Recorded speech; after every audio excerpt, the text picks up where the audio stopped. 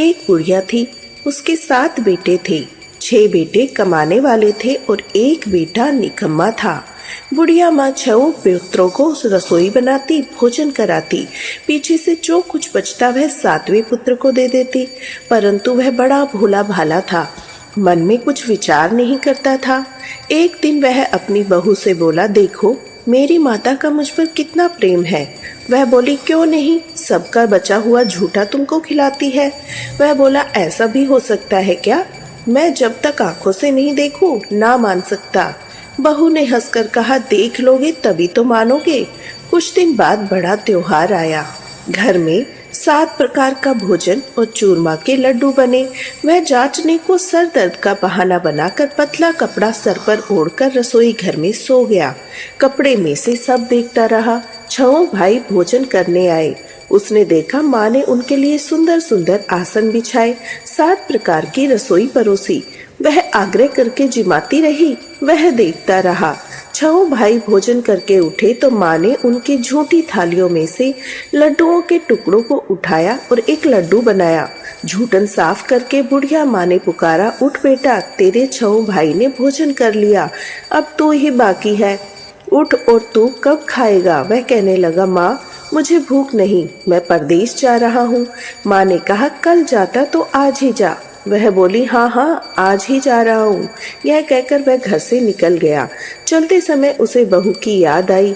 वह गौशाला में कंडे ठाप रही थी। वह उससे जाकर बोला, मेरे पास तो कुछ नहीं है, यह अंगूठी है सो ले लो, अपनी कुछ निशानी मुझे दे दो। वह बोली, मेरे पास क्या है, यह गोबर से भरा हाथ है।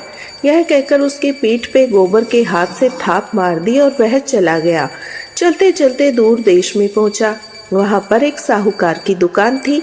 वहां जाकर बोला, भाई मुझे नौकरी पर रख लो। साहूकार को नौकर की जरूरत थी। साहूकार उससे बोला, तू नौकरी पर रह जा। लड़के ने कहा, तनख्वाह क्या रहेगी? साहूकार ने कहा, काम देखकर दाम मिलेंगे। साहूकार को नौकरी मिल गई।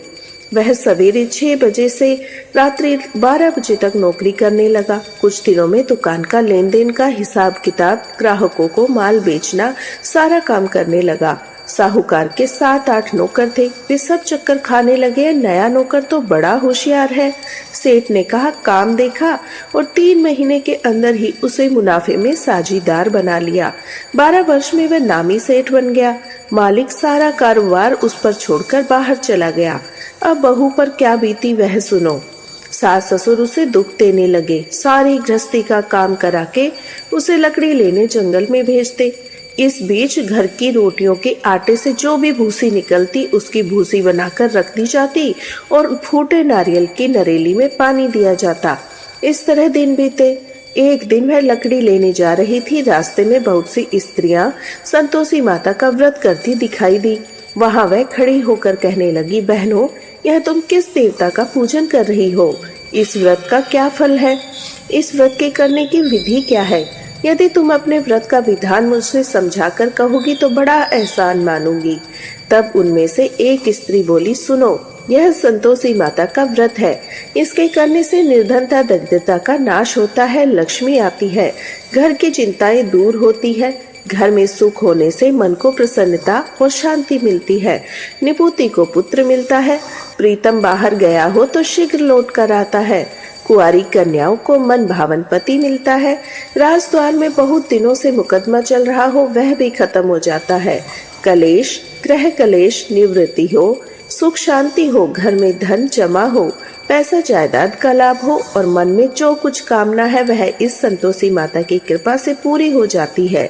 स्त्री कहने लगी, 1.25 आने का गुड़ चना लेना, इच्छा हो तो 5.25 ले आना, 1 भी चलेगा। लेना बिना परेशानी श्रद्धा और प्रेम से जितना बन सके उतना सवैया लेना। 5.25 पैसे 5.25 आने, इससे भी ज्यादा शक्ति या भक्ति के अनुसार लेना। हर शुक्रवार को निराहार रहकर कथा कहना और सुनना, इसके बीच में क्रम टूटे नहीं, लगातार नियम पालन करते रहना।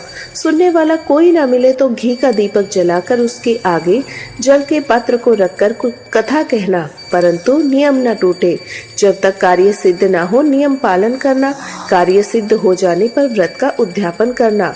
3 मास में माता पूरा फल देती है। यदि किसी के खोटे ग्रह हो तो माता 1 वर्ष में अवश्य सिद्ध कर देती है। कार्य सिद्ध होने पर ही उद्यापन करना चाहिए, बीच में नहीं करना चाहिए। उद्यापन में आई शेर आटे का खाजा, इसी तरह से खीर और चने का साग बनाना, 8 लड़कों को भोजन कराना, जहाँ तक मिले देवर जेठ भाई बंधु कुटुंब के लड़के लेना, ना मिले तो रिश्तेदारों और पड़ोसियों के बुलाना, उन्हें भोजन कराकर यथाशक्ति दक्षिणा देना। माता का नियम पूरा करना, उस दिन घर में कोई खटाई नहीं बनाना। यह सब सुन बुढ़िया की बहू वहां से चल दी। रास्ते में लकड़ी के बोझ को बेच दिया। उन पैसों से गुड़ चना लेकर माता के व्रत की तैयारी करने लगी। आगे चली और मंदिर सामने है। यह सुनकर माता के मंदिर में जाकर माता के चरणों में लौटने लगी। इसके बाद वह माँ से विनती करने लगी, हे माँ, मैं निपट मूर्ख हूँ, व्रत के नियम कुछ नहीं जानती, मैं बहुत दुखी हूँ। हे माता जग जननी, मेरे दुख दूर करो, मैं आपकी शरण में हूँ।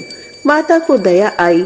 एक शुक्रवार बीता, दूसरे शुक्रवार को पति का पत्र आया, तीसरे को उसका भेजा हुआ पैसा आया। यह देखकर जेठानी मुंह सिकेड़ने लगी, इसके बाद में इतना पैसा, इसमें क्या बढ़ाव है। लड़के ताने देने लगे, काकी के पास अब पत्र आने लगे, रुपये आने लगे, अब तो काकी की खातिर बढ़ जाएगी, अब तो काकी बुलाने से भी नहीं बोलेगी। बेचारी सरलता से यह कहती कि भैया पत्र आए तो रुपये आएंगे, तो हम सबके लिए ही तो अच्छा है।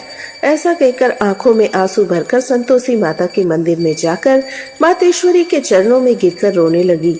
माँ, मैंने तुमसे पैसा नहीं मांगा, मुझे पैसे से क्या काम है, मुझे तो अपने सुहाग से काम है, मैं तो अपने स्वामी के दर्शन और सेवा मांगती हूँ। तब माता ने प्रसन्न होकर कहा, जा बेटी, तेरा स्वामी आएगा। यह सुनकर खुशी से वह बावली होकर घर जाकर काम करने लगी। अब संतोषी माता विचार करने लगी, इस भोली पुत्री से कह तो दिया तेरा पति आएगा, पर कहाँ से आएगा, वह तो स्वप्न में भी याद नहीं करता, इसे याद दिलाने तो मुझे ही जाना पड़ेगा। इस तरह माता उस बुढ़िया के बेटे के पास जाकर स्वप्न में प्रकट होकर कहने लगी, साहूकार के बेटे सोता है या जागता है। यह कहता है, माता सोता भी हूँ और जागता भी नहीं हूँ, बीच में ही हूँ, कहो क्या आज्ञा है। माँ कहने लगी, तेरा घर बार या है या नहीं। वह बोला, मेरा सब कुछ है, माता पिता भाई बहन बहू क्या कमी है। माँ बोली, पुत्र तेरी घरवाली कष्ट उठा रही है, माँ बाप उसे दुख दे रहे हैं, वह तरस रही है, तू उसकी सुध ले। वह बोला, हाँ माता, यह तो मुझे मालूम है, पर कैसे जाऊं, परदेश की बात है, लेन देन का कोई हिसाब नहीं, कोई जाने का रास्ता नजर नहीं आता, कैसे चला जाऊं। माँ कहने लगी, मेरी बात मान, सवेरे नहा धोकर संतोषी माता का नाम लेकर घी का दीपक जलाकर दंडवत कर दुकान पर जा बैठना, देख तेरे लेन देन चुक जाएंगे, जमा माल बिक जाएगा, सांझ होते ही धन के ढेर लग जाएंगे।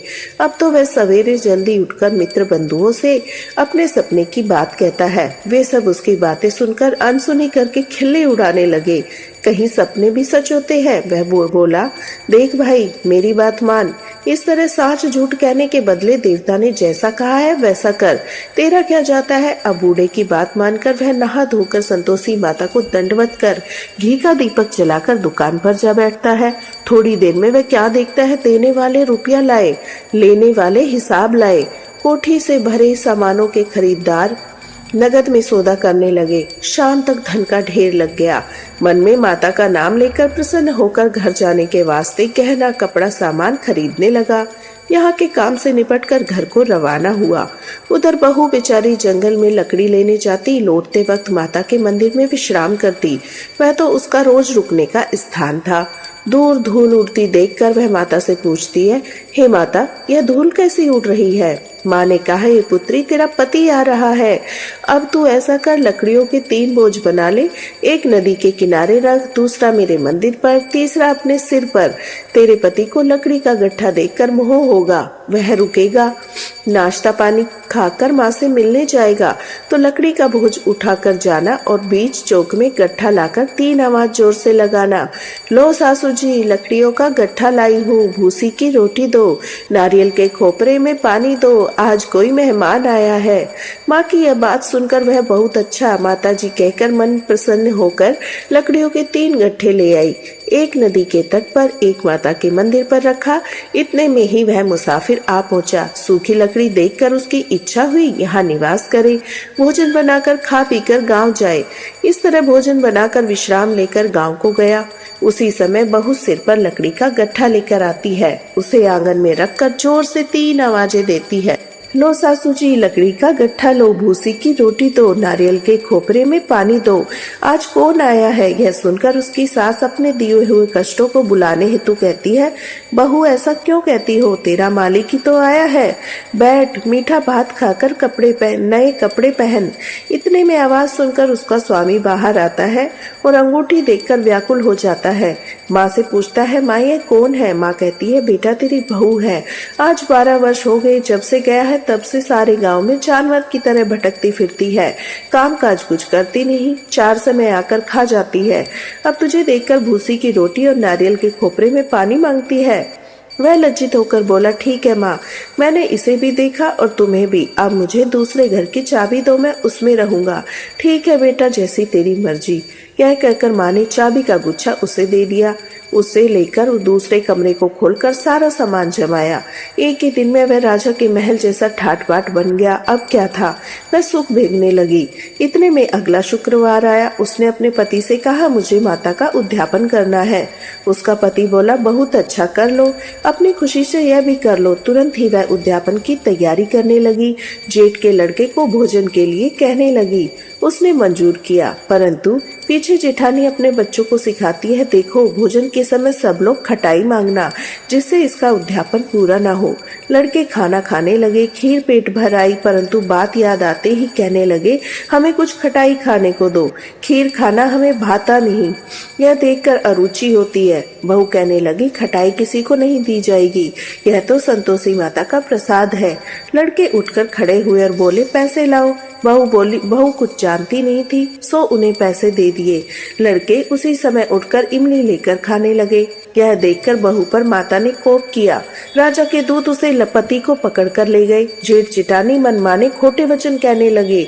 लूट लूट कर धन इकट्ठा कर लाया था, सो राजा के दूत पकड़ कर ले गए।